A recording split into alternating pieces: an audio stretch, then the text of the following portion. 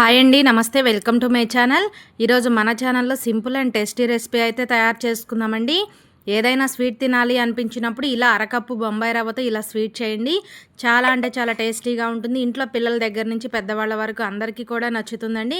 మరి ఈ simple and tasty రెసిపీని తయారు చేసుకుందాం, వచ్చేసేయండి. ముందుగా అయితే ఒక చిన్న మిక్సీ జార్ తీసుకోవాలండి. ఏదైనా సరే ఒక కప్పు కొలతగా పెట్టుకోవాలి. నేను ఇక్కడ ఈ కప్పు తీసుకున్నానండి. ఈ కప్పుతో ఒక అరకప్పు వరకు బొంబాయి రవ్వ వేసుకోవాలి. మనం చేసుకునే స్వీట్ రెసిపీ కాబట్టి మంచి ఫ్లేవర్గా ఉండడం కోసం అయితే ఒక చిన్న యాలక్కాయను వేసుకోవాలి. తర్వాత మూత పెట్టుకొని గ్రైండ్ చేసుకుందామండి. మనం ఎంత మెత్తగా గ్రైండ్ చేసినా ఈ రవ్వ అనేది పౌడర్ లాగా అవ్వదండి. కొంచెం సన్నగా రవ్వలాగా బరకగా ఉంటుంది. చూడండి, ఈ విధంగా వీలైనంత మెత్తగా అయితే గ్రైండ్ చేసుకోవాలి. ఇలా గ్రైండ్ చేసుకునే మిశ్రమాన్ని అయితే మూత పెట్టి పక్కన పెట్టుకుందాము. ఇప్పుడైతే కనుక స్టవ్ ఆన్ చేసి ఒక కడాయి పెట్టుకోవాలండి. మనం ఏ కప్పుతో రవ్వ తీసుకున్నామో అదే కప్పుతో ఒక కప్పు వరకు పాలను పోసుకోవాలి. ఇక్కడ ఈ పాలు అనేవి కొంచెం చిక్కగా ఉన్న పాలైతే కనుక స్వీట్ అనేది టేస్టీగా ఉంటుందండి. కాబట్టి చిక్కగా ఉన్న పాలని ఒక కప్పు వరకు పోసుకోవాలి. ఇప్పుడు ఒకసారి మొత్తం కలుపుకుందామండి. ఈ పాలని ఇలా కలుపుతూ ఉండాలి, లేదంటే కనుక అడుగంటుతాయి. ఈలోపైతే మీకు చిన్న రిక్వెస్ట్ అండి, ఫస్ట్ టైం మన ఛానల్ చూస్తుంటే ప్లీజ్ సబ్స్క్రైబ్ చేసుకోండి. అలాగే ఈ వీడియో నచ్చితే కనుక ఒక చిన్న లైక్ చేయడం అస్సలు మర్చిపోవద్దు. మీరు ఒక చిన్న లైక్ చేయడం వల్ల ఈ వీడియో అయితే మరొక కొంతమంది రీచ్ అవ్వడానికి హెల్ప్ అవుతుందండి. కాబట్టి ప్లీజ్ అండి, ఒక చిన్న లైక్ చేయడం అస్సలు మర్చిపోవద్దు. పాలు చూడండి 2-3 పొంగులు వచ్చిన తర్వాత ఫ్లేమ్ని అయితే కనుక సిమ్లో పెట్టుకోవాలండి. ఫ్లేమ్ని సిమ్లో పెట్టిన తర్వాత మనం ముందుగా గ్రైండ్ చేసి రవ్వను పక్కన పెట్టుకున్నాం కదండి, ఆ రవ్వను వేసుకుంటూ ఇలా కలుపుకోవాలి. లేదంటే కనుక రవ్వ అనేది గడ్డలు గడ్డలుగా ఉంటుందండి. కాబట్టి సిమ్లో పెట్టుకొని ఇలా రవ్వ అంతా వేసిన తర్వాత కంటిన్యూగా కలుపుతూ ఉండాలి. బాగా దగ్గరికి వచ్చేంత వరకు అయితే ఈ రవ్వ మిశ్రమాన్ని అయితే ఉడికించుకోవాలండి. కాస్త రవ్వ అనేది కొంచెం ఉడికిన తర్వాత 1 స్పూన్ వరకు ఎండు కొబ్బరి పౌడర్ వేసుకోవాలండి. మీ దగ్గర ఎండు కొబ్బరి పౌడర్ లేదనుకోండి, మనం ముందుగా రవ్వని గ్రైండ్ చేసాం కదా, అప్పుడే ఎండు కొబ్బరిని చిన్న చిన్న ముక్కలుగా కట్ చేసుకొని గ్రైండ్ చేసుకోండి. ఇలా కొబ్బరి పౌడర్ వేసిన తర్వాత మొత్తం కూడా బాగా కలుపుకుందాము. ఈ రవ్వ మిశ్రమంలో కొబ్బరి పొడి కలిసే విధంగా 1 నిమిషం పాటు కలుపుకోవాలండి. ఈ టైంలో మీ దగ్గర నెయ్యి ఉంటే ఒక 1 స్పూన్ వరకు నెయ్యిని కూడా యాడ్ చేసుకోవచ్చు. టేస్ట్ బాగుంటుందండి. ఈ విధంగా మనకి కడాయి నుంచి సపరేట్ అయ్యేంత వరకు అయితే బాగా సిమ్లో పెట్టుకొని బాగా ఉడికించుకోవాలి. చూడండి, మనకి ఇక్కడ కడాయి నుంచి సపరేట్ అవుతుంది కదండి. ఇప్పుడైతే కనుక స్టవ్ ఆఫ్ చేసేద్దాము.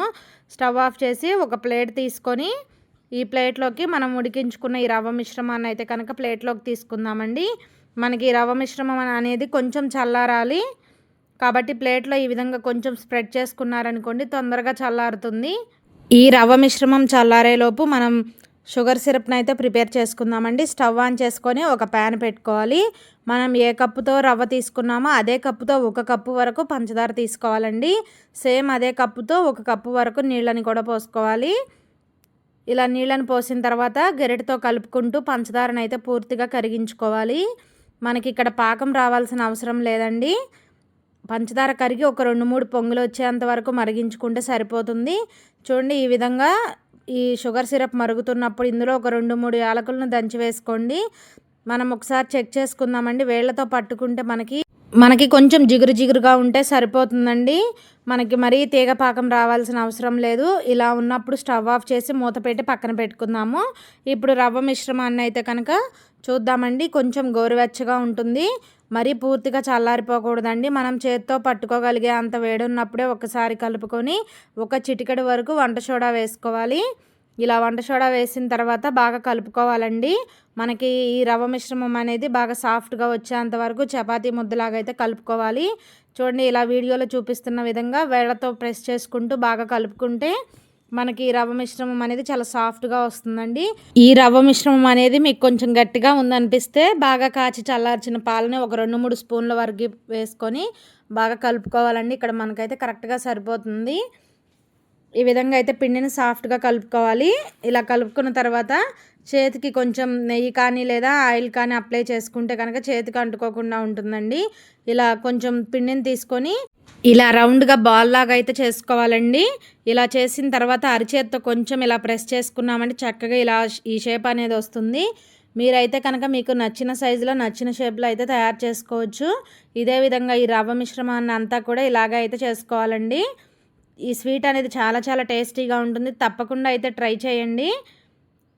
ఇలా ఒక చిన్న ముద్దను తీసుకొని అయితే రౌండ్ బాల్ లాగా చేసుకొని అరచేత్తో ప్రెస్ చేసుకున్నామంటే మనకి షేప్ అనేది చక్కగా వస్తుందండి. ఎక్కడ కూడా క్రాక్స్ రావడం అలా ఏమి ఉండదు. ఇలా పిండి అంతటిని కూడా ఇదే విధంగా చేసుకోవాలి. ఒకవేళ మీకు ఈ షేప్ వద్దంటే ఇలా రౌండ్ బాల్ లాగా అయినా చేసుకోవచ్చు. లేదంటే కనుక చూడండి, ఇలా వీడియోలో చూపిస్తున్న విధంగా వేళ్ళతో ఇలా అన్నామంటే బుల్లెట్ షేప్లో వస్తాయండి. మీకు నచ్చిన సైజులో నచ్చిన షేప్లో అయితే కనుక తయారు చేసుకోవచ్చు. నేనైతే అన్నిటినీ కూడా ఇదే విధంగా అయితే తయారు చేసి పక్కన పెట్టుకుంటున్నాను. ఇప్పుడు వీటిని అయితే కనుక డీప్ ఫ్రై చేసుకోవాలండి. స్టవ్ ఆన్ చేసి కడాయి పెట్టుకొని డీప్ ఫ్రైకి సరిపడా ఆయిల్ పోసుకోవాలి. ఆయిల్ బాగా హీట్ అవ్వాలండి. ఆయిల్ బాగా హీట్ అయిన తర్వాత ఫ్లేమ్ని మీడియం ఫ్లేమ్లో పెట్టుకోవాలి. ఇలా ఆయిల్ బాగా వేడైన తర్వాత మనం ముందుగా తయారు చేసుకున్న వీటిని అయితే ఒక్కొక్కటిగా ఆయిల్లో వేసుకోవాలి. ఫ్లేమ్ను మాత్రం మీడియం ఫ్లేమ్లో పెట్టి ఫ్రై చేసుకోవాలండి. అప్పుడే మనకి లోపల వరకు కూడా చక్కగా ఫ్రై అవుతాయి. లేదంటే పైన కలర్ వస్తాయి కానీ లోపల కొంచెం పచ్చిగా ఉంటాయి. ఇవి వేసిన వెంటనే పెద్ద గెరెటితో కలపకుండా వాటంతటా అవి పైకి తేలి వచ్చిన తర్వాత ఈ విధంగా స్పూన్తో అటు ఇటు తిప్పుకుంటూ వీటిని మంచి గోల్డెన్ బ్రౌన్ కలర్ వచ్చేంత వరకు ఫ్రై చేసుకోవాలి. మధ్య మధ్యలో స్పూన్తో కలుపుతూ ఈ విధంగా కలర్ వచ్చేంత వరకు ఫ్రై చేసుకోవాలండి. ఈ విధంగా మంచిగా కలర్ వచ్చిన తర్వాత వీటిని తీసి ఒక ప్లేట్లో అయితే పెట్టుకుందాము. ఇదే ఆయిల్లో ఇంకా కొన్ని మిగిలి ఉన్నాయి కదండి, వాటిని కూడా అయితే మంచిగా గోల్డెన్ బ్రౌన్ కలర్ వచ్చేంత వరకు ఫ్రై చేసుకొని తీసి పక్కన పెట్టుకుందాము. ఇలా అన్నిటిని కూడా ఫ్రై చేసుకున్న తర్వాత మనం ముందుగానే షుగర్ సిరప్ని ప్రిపేర్ చేసి పెట్టుకున్నాం కదండి, ఇందులో అయితే కనుక మనం ఫ్రై చేసుకున్న వీటిని వేసుకొని ఒక స్పూన్ తీసుకొని ఈ పాకం అంతా కూడా వీటికి పట్టే విధంగా అయితే బాగా సెట్ చేసుకోవాలండి. ఇలా అన్నిటినీ కూడా సెట్ చేసుకొని మూత పెట్టుకొని ఒక పావు గంట అలా వదిలేసేయాలి. పావు గంట తర్వాత స్పూన్ తీసుకొని మరొక వైపుకి తిప్పుకోండి. ఇలా రెండు వైపులా తిప్పుకొని ఈ పాకంలో నానబెట్టడం వల్ల మనకి ఈ స్వీట్కి పాకం అనేది బాగా పడుతుందండి. స్వీట్ అనేది జ్యూసీగా టేస్టీగా ఉంటుంది. ఇలా అన్నిటినీ కూడా రెండో వైపుకు తిప్పుకొని మరొక పావు గంట సేపు అలా పక్కన పెట్టేద్దాము. చూడండి, ఇలా సెట్ చేసి మూత పెట్టుకొని పక్కన పెడదాము. ఒక పావు గంట తర్వాత చూడండి, మనకి పాకం అనేది మొత్తం కూడా పీల్చేసుకొని ఈ విధంగా ఉందండి. టేస్టీగా ఉంటుంది, జ్యూసీగా ఉంటుందండి. తప్పకుండా ట్రై చేయండి. ఏదైనా స్వీట్ తినాలి అనిపించినప్పుడు అరకప్పు బొంబాయి రవ్వతో ఇలా అప్పటికప్పుడు ఇంట్లోనే ఈజీగా ఈ స్వీట్ని ప్రిపేర్ చేసుకోవచ్చు అండి. చాలా అంటే చాలా టేస్టీగా ఉంటుంది, జ్యూసీగా ఉంటుందండి. చిన్నపిల్లల దగ్గర నుంచి పెద్దవాళ్ళ వరకు అందరికీ కూడా నచ్చుతుంది. ట్రై చేసి ఎలా వచ్చిందో కామెంట్ సెక్షన్లో తెలియచేయండి. వీడియో నచ్చితే కనుక please like, share, subscribe my channel. Thanks for watching video.